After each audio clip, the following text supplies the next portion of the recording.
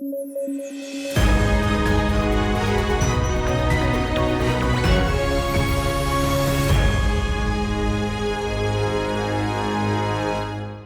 News at 9 programme में आपका स्वागत है। मैं हूं अमृत उपाध्याय।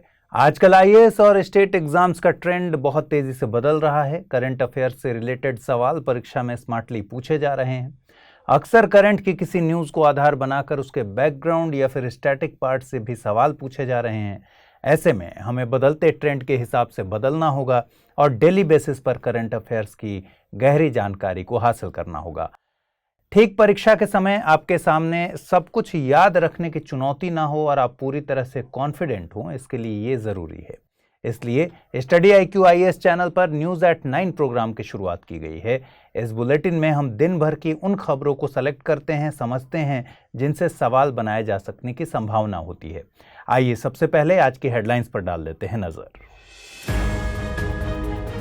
अगले महीने पश्चिम एशिया के दौरे पर रहेंगे अमेरिकी राष्ट्रपति जो बाइडेन। भारत, UAE और इजराइल के शीर्ष नेताओं के साथ करेंगे वर्चुअल मीटिंग। अमेरिका ने सम्मेलन को I2U2 समिट का नाम दिया। 2020-21 के लिए सरकार ने जारी किया पीरियोडिक लेबर फोर्स सर्वे। 2019-20 के मुकाबले बेरोजगारी दर में मामूली गिरावट दर्ज। 2017-18 से लगातार बढ़ रही है लेबर फोर्स पार्टिसिपेशन रेट। और IMD का वर्ल्ड कॉम्पिटिटिवनेस इंडेक्स जारी। डेनमार्क ने मारी बाजी। 6 पायदान के सुधार के साथ 37वीं रैंक पर रहा भारत। आइए खबरों की शुरुआत करते हैं। अमेरिकी राष्ट्रपति जो बाइडेन अगले महीने पश्चिम एशिया के दौरे पर रहेंगे। इस दौरान वो प्रधानमंत्री श्री नरेंद्र मोदी, इजराइल के प्रधानमंत्री नफ्ताली बेन्नेट और UAE के राष्ट्रपति मोहम्मद बिन जायद अल नहयान के साथ एक वर्चुअल सम्मेलन में हिस्सा लेंगे। गौरतलब है कि पिछले ही साल इन चारों देशों के विदेश मंत्रियों की बैठक हुई थी। इस बैठक को international forum for economic cooperation कहा गया था। हालांकि उस बैठक को लेकर जानकारों का मानना था कि अब इंडो पैसिफिक की तरह वेस्ट एशिया में भी अमेरिका क्वाड बनाने की तैयारी में है। लेकिन अब अमेरिकी प्रशासन ने इस बात के संकेत दिए हैं कि इस ग्रुप को I2U2 सम्मेलन का नाम दिया जाएगा। I2U2 में I2 का मतलब है इंडिया और इजराइल, जबकि U2 का मतलब है USA और UAE। अमेरिकी प्रशासन की माने तो प्रेसिडेंट जो बाइडेन इजराइल, फिलिस्तीन और सऊदी अरब के दौरे पर रहेंगे। इस दौरान उनका खासा ध्यान अब्राहम अकॉर्ड और भारत, इजराइल, USA और UAE के इस ग्रुप पर रहेगा। आपको बता दें कि साल 2020 में अमेरिका की अगुवाई में इजराइल, UAE और बहरीन के बीच अब्राहम अकॉर्ड हुआ था। बाद में सूडान और मोरक्को भी इस अकॉर्ड में शामिल हुए थे। समझौते का बड़ा मकसद इजराइल और अरब देशों के बीच दोस्ताना संबंध स्थापित करना है। गौरतलब है कि फिलिस्तीन क्षेत्र में यहूदी नेशन और अरब नेशन बनने के समय से ही इजराइल और अरब देशों के बीच संबंध ठीक नहीं रहे हैं। चूंकि अमेरिका के संबंध इजराइल और UAE और सऊदी अरब जैसे अरब देशों के साथ काफी अच्छे हैं, इसलिए इस अकॉर्ड के पूरा होने में अमेरिका की कोर भूमिका रही है। अकॉर्ड के मुताबिक ये देश इजराइल के साथ अपने कूटनीतिक संबंध बहाल करने की प्रोसेस में है। वेस्ट एशिया के अलावा अमेरिका इंडो पैसिफिक में क्वाड और ऑस्ट्रेलिया और UK के साथ मिलकर ऑकस बना चुका है। इसी तरह अफगानिस्तान, पाकिस्तान और उज्बेकिस्तान के साथ भी अमेरिका क्वाड्रिलैटरल डायलॉग में शामिल है। 2020-21 के लिए ministry of statistics and programme implementation ने PLFS जारी कर दिया है। PLFS से मतलब है पीरियोडिक लेबर फोर्स सर्वे। सर्वे के मुताबिक 2019-20 से 2020-21 के बीच बेरोजगारी दर में 0.6% की कमी आई है। 2019-20 में बेरोजगारी दर 4.8% थी, जो 2020-21 में घटकर 4.2% हो गई। इसका मतलब है कि 2020-21 में जितने वयस्क लोग रोजगार की तलाश कर रहे थे, उनमें महज 4.2% लोगों को ही रोजगार नहीं मिल सका। ग्रामीण क्षेत्र में बेरोजगारी दर 3.3%, जबकि शहरी क्षेत्रों में यह दर 6.7% बताई गई।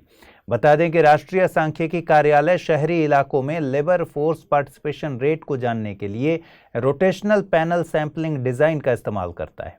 इस सिस्टम में कुछ इलाकों में सर्वे कुछ राउंड्स में किए जाते हैं। हालांकि बताया जा रहा है कि इस दौरान ग्रामीण इलाकों में बेरोजगारी की स्थिति जानने के लिए घरों का दोबारा विजिट नहीं किया गया। Labour force participation rate labour force में लगे लोगों का प्रतिशत होता है। LFPR में उन लोगों को शामिल किया जाता है जो काम कर रहे हैं या वे लोग जो काम की तलाश में हैं या वे जो काम के लिए मौजूद हैं।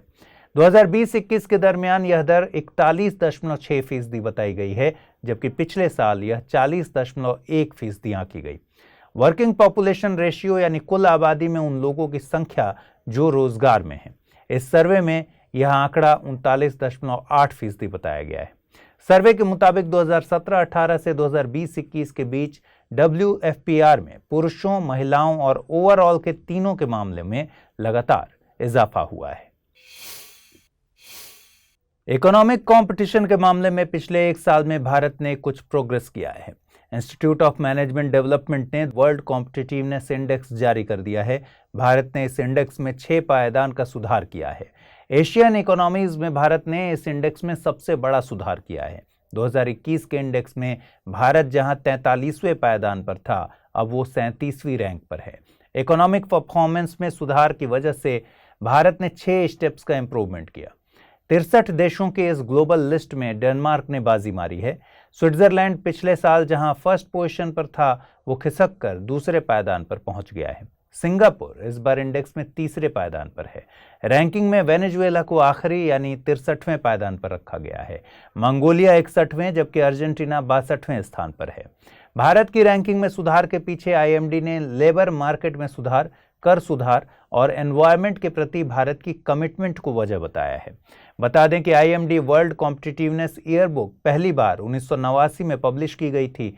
यह एक कॉम्प्रिहेंसिव एनुअल रिपोर्ट है जिसमें देशों को उनकी अर्थव्यवस्था में प्रतिस्पर्धा के हिसाब से रैंकिंग दी जाती है। इसमें 4 पैरामीटर्स पर ध्यान दिया जाता है: economic performance, government efficiency, business efficiency और इंफ्रास्ट्रक्चर। कुछ दिनों पहले ओडिशा की चिल्का झील में फिशिंग कैट्स की जनगणना की गई। फिशिंग कैट्स की तादाद जानने के लिए यह दुनिया की पहली ऐसी जनगणना थी। जनगणना के बाद एशिया की सबसे बड़ी ब्रैकिस वाटर लैगून के पास 176 फिशिंग कैट्स की पुष्टि हुई है। प्रोटेक्टेड एरिया नेटवर्क के बाहर हुई इस जनगणना में चिल्का विकास प्राधिकरण और फिशिंग कैट प्रोजेक्ट ने मिलकर बड़ा योगदान दिया। फिशिंग कैट प्रोजेक्ट अब तक का दुनिया का सबसे बड़ा प्रोजेक्ट है जो फिशिंग कैट्स के संरक्षण और उन पर शोध का काम कर रहा है। 2010 में एस्टैब्लिश हुआ यह प्रोजेक्ट वर्तमान में 2 राज्यों पश्चिम बंगाल और ओडिशा में इंप्लीमेंट हो रहा है। 2012 में फिशिंग कैट को पश्चिम बंगाल का राजकीय पशु डिक्लेयर किया गया था। फिशिंग कैट्स की जनगणना के लिए स्पाशियली एक्सप्लिसिट कैप्चर रिकैप्चर मेथड का यूज किया गया। इस मेथड को आमतौर पर जानवरों के पॉपुलेशन साइज को एनालाइज करने में इस्तेमाल किया जाता है। इसमें जानवरों की कैप्चरिंग और मार्किंग कर डेटा सैंपल लिया जाता है। फिशिंग कैट्स के साइज घरेलू बिल्लियों से 2 गुने होते हैं। यह बिल्ली मछली के शिकार के लिए पानी में जाने और बेहतर तैराकी के लिए जानी जाती है। आमतौर पर ये जीव रात में एक्टिव होते हैं। चौड़ा और बड़ा सिर, भूरे और ग्रे रंग के फर और सीधी खड़ी धारियां इनकी खासियत हैं। वेटलैंड्स इन बिल्लियों की रहने की पसंदीदा जगह है। वेस्टर्न घाट्स, सुंदरबन के मैंग्रोव फॉरेस्ट, हिमालय की तलछटी, गंगा और ब्रह्मपुत्र की घाटी में इन्हें देखा जा सकता है। दक्षिण पूर्वी एशियाई देशों में भी इनकी आबादी मौजूद है। हालांकि वैश्विक स्तर पर इनकी संख्या घट रही है, इसलिए IUCN ने इन्हें वल्नरेबल की कैटेगरी में रखा है। इसके साथ ही इन्हें वन्य जीव संरक्षण अधिनियम के अनुसूची 1 और साइट्स में भी शामिल किया गया है। तो आज के इस बुलेटिन में फिलहाल इतना ही। कल रात 9 बजे फिर आपसे होगी मुलाकात। अपना ख्याल रखिए, अच्छे से पढ़ाई कीजिए। नमस्कार।